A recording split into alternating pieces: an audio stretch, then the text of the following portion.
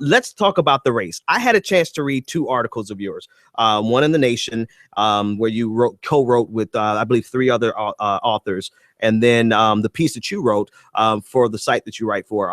Both of them dealing with the race and Hillary Clinton.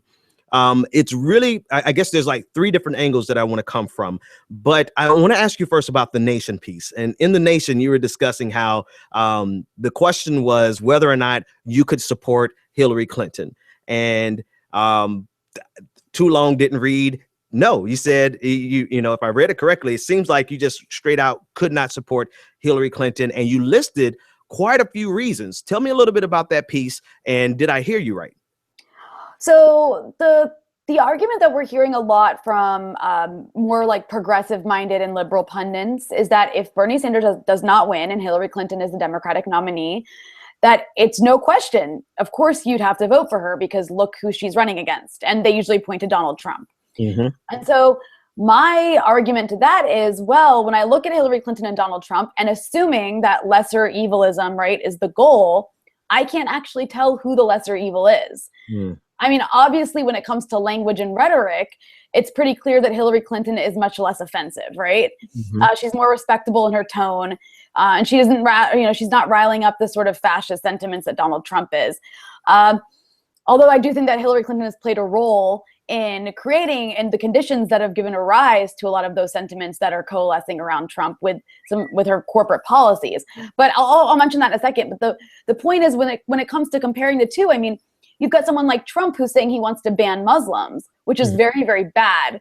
But then you have someone like Hillary Clinton who has actually bombed, like who's actually supported policies of bombing Muslims and supports more policies that include bombing Muslims. And so we're being told to choose between someone who wants to ban Muslims and bomb Muslims.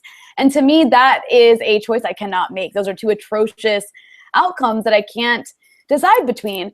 And it goes beyond that, and I can go further. And you look like you have a follow up to it.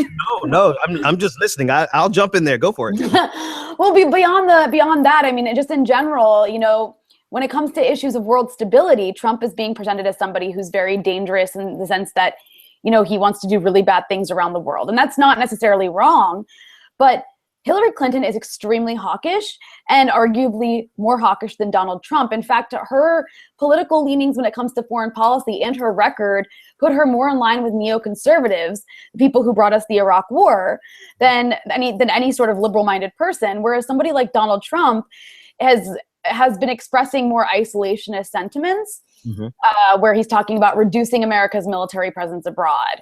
And this is something that he's consistently said. And I'm not in any way, let me be clear, advocating for Donald Trump because he says that.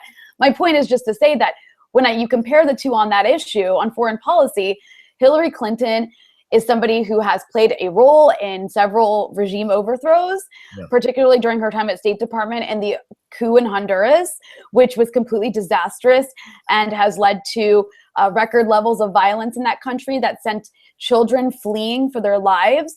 And then when those children from Honduras came to the US and crossed the border on journeys that were very, very dangerous, that's how desperate they were, Hillary Clinton came out and said that those children should be sent back. She advocated for deporting children who had come from places like Honduras back to the violence that they fled to send a message to their parents.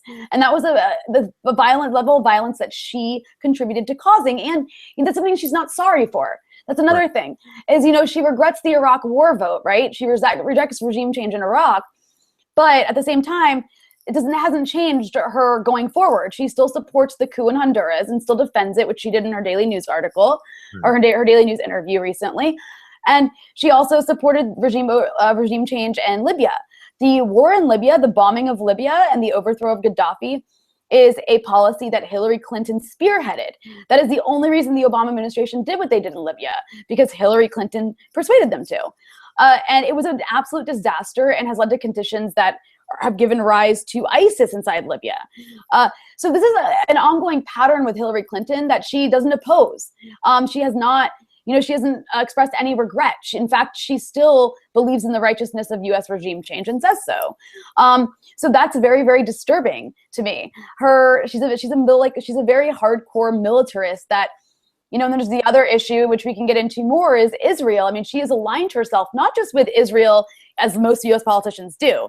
She has aligned herself with the most hardcore right-wing elements in Israel. That is very, very disturbing. Let me jump back here, because you said something that I don't, talking points are very powerful. And I'm not minimizing what you're saying as a talking point, but it's a hell of a talking point. You have one candidate, if it comes down to Trump and Hillary Clinton, one wants to ban Muslims, the other one wants to bomb Muslims.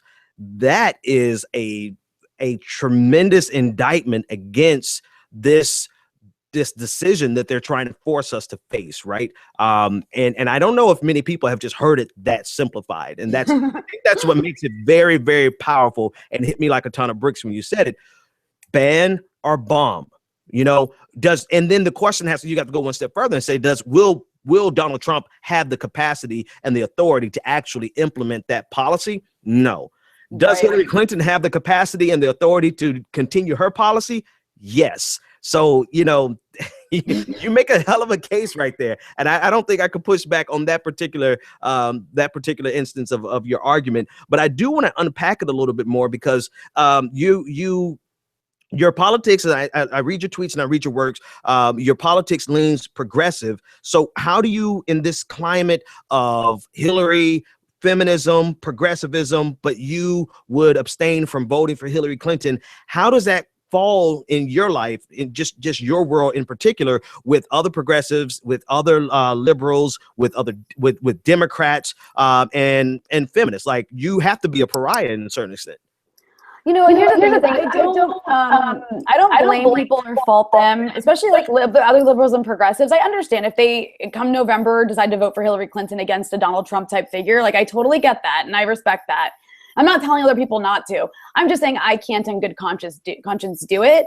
And I think it's important to recognize why, because I'm not the only person who feels that way. And so I think it's an indictment of our political system. The fact that you have people feeling as disillusioned as someone like me does, to where if it comes down to bombing Muslims or banning Muslims, I mean, if that's all we're being offered, it speaks to the fact that, we don't really live in a democracy if there's not a candidate that a significant portion of people feel represents any of their views. And in many ways, I mean, Hillary Clinton, in some cases, yeah, sure, she represents some of my views in this, but they're really shallow views, like she speaks in a nicer way, sure. Like, and in terms of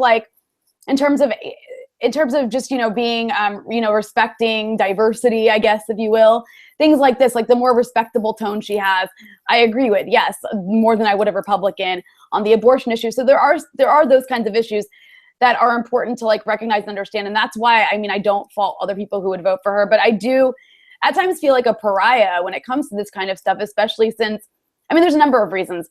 First is the issue of that Hillary Clinton's a woman, right? And so if you're not a woman, or if you're a woman and you're not voting for her or supporting her right now, that comes down on you. And then there's the fact that Bernie Sanders supporters, which I am one of them, are being portrayed as like these white guys. And I'm not a white guy. Like, I'm not a white guy. I feel like in a lot of ways I'm being ignored in that sense, to try and portray him as some sort of like white leader of like a white pack. And it's not fair to do that. But I also think that there's something more troubling happening on, like, not necessarily all of the left, but a segment of the left and liberals, which is this sort of obsession with language that bothers me. And that's when it gets to the identity politics. And that's what really frustrates me, especially as it's really frustrated me throughout this election, is the way that everything's discussed and talked about in terms of, like, especially with Hillary Clinton. I mean, it's almost like there's a grad student that's writing some of her speeches. She's using the language of intersectionality and white privilege. I mean, could you ever imagined in a million years Hillary Clinton asking white people to check their privilege repeatedly? I mean, she did it today again, telling white people they need to listen to black people. I mean, I'm not necessarily against those things, but at the same time, you're like a multimillionaire who's done really terrible things to communities of color. Like, how can you sit there and talk about that? And then there's also this whole idea of this, a lot of Hillary Clinton supporters are using that sort of identity politics to try and shut down class issues and discussion of economic inequality. And, you know, that's where, like, I'm more Marxist leaning in that sense. I'm a socialist, you know, like, and that bothers me.